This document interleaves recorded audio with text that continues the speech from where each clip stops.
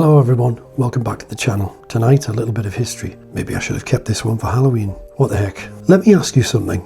What's the luckiest escape in history? A soldier surviving a battlefield? A sailor clinging to wreckage? Someone walking away from a plane crash? They're all remarkable, but I don't think any of them come close to this. Imagine being hanged in front of a crowd. Imagine spending half an hour with a rope around your neck. Imagine being declared dead, placed inside a coffin, carried away to be cut open by anatomists. And then you wake up. Not in heaven, not in hell, but in your own coffin. Tonight's story is completely true. It's the extraordinary tale of Anne Greene, a poor servant girl from Oxfordshire whose execution became one of the greatest medical mysteries in British history. It's a story of injustice, survival, primitive medicine, and one treatment so bizarre you'll struggle to believe qualified doctors ever thought it was a good idea. So let's begin.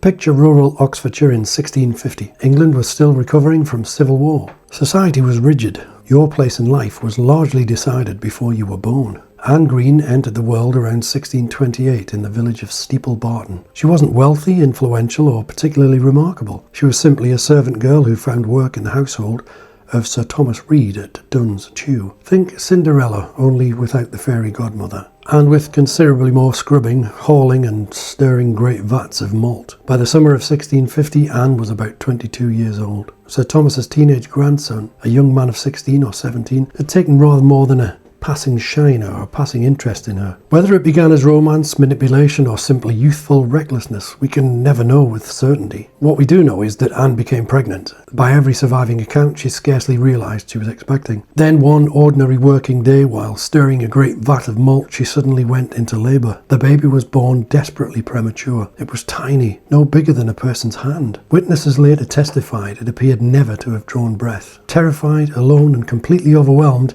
Anne hid the little body inside the privy, and it was soon discovered. Sir Thomas Reed happened not only to be her employer, but also a justice of the peace. Anne was arrested. To modern ears, the whole case feels horribly unfair, but 17th century England played by very different rules. An act passed in 1624 made it dangerously easy for unmarried mothers to be presumed guilty if they concealed the birth of a child. The burden effectively fell upon the woman to prove her innocence. Midwives testified the baby was far too underdeveloped to have survived. Servants spoke of Anne being unwell for weeks, yet none of it was enough. She wasn't simply fighting evidence, she was fighting prejudice. Poor, female, unmarried. She had almost every card stacked against her before she ever entered the courtroom. Justice wasn't merely blind. It had stuffed wax in its ears and made its mind up before hearing the evidence. On the 14th of December 1650, Anne Greene was led to the gallows at Oxford Castle. She climbed the ladder herself. Witnesses remember her praying quietly. She forgave those who had accused her. Then she uttered her final words, "Sweet Jesus,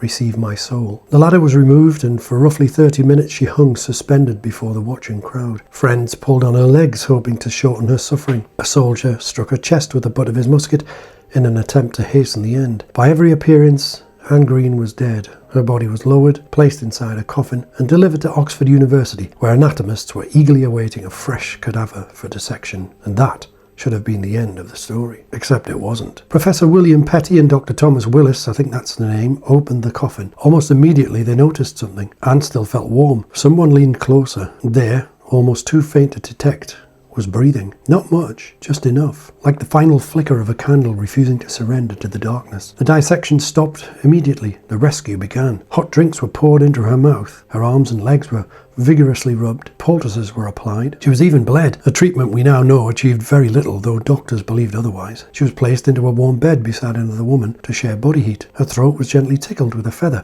to encourage breathing. And then came the treatment that has ensured Anne Greene's story is remembered nearly 4 centuries later. The tobacco smoke enema. Yep, you heard it. You heard correctly. 17th century Oxford's finest medical minds genuinely believed that blowing warm tobacco smoke into the lower bowel might stimulate life itself. The phrase "blow it out of your ass" takes on an entirely new meaning after reading this story. One can only imagine the discussion. What does she need? I know. A pipe. Thankfully for Anne, whether because of the tobacco or in spite of it, something worked. Within hours, she could speak. Within days, she was eating chicken. Within weeks, she'd recovered astonishingly well. She later admitted she remembered almost nothing of the hanging itself. Death, it seemed, had briefly borrowed her, then quietly handed her back. The authorities didn't quite know what to do. A woman officially executed had suddenly become inconveniently alive. Public opinion rapidly turned. Many saw her survival as unmistakable act of divine providence. If God had restored her life, surely the original judgment must have been wrong. Anne received a reprieve. Soon afterwards, she received a full pardon. As if the story couldn't become stranger, Sir Thomas Reed died only days later, so no powerful voice remained to insist she could face the gallows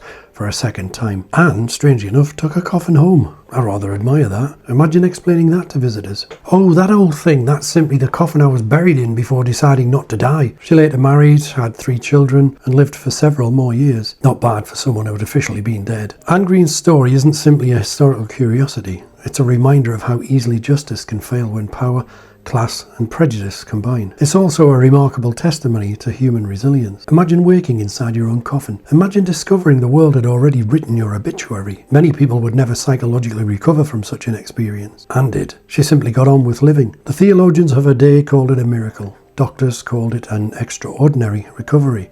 Historians call it one of the best documented survival stories ever recorded. Whatever explanation you prefer, it's difficult not to be moved by it. Perhaps the greatest lesson is this: human beings are remarkably good at believing a story has ended, when sometimes it's only just begun. Now I know you've got that song in your head. If you enjoyed today's journey into one of Britain's strangest true stories, I'd be delighted if you'd leave a like and subscribe, and let me know in the comments what's the most bizarre historical medical treatment you've ever come across. As always, thanks for watching. I do hope you'll come back soon. Stay curious, and if anyone wearing 17th century academic robes approaches you carrying a smoking pipe, run. Until next time, and for the sake of everything holy, stop being proper. Bye for now.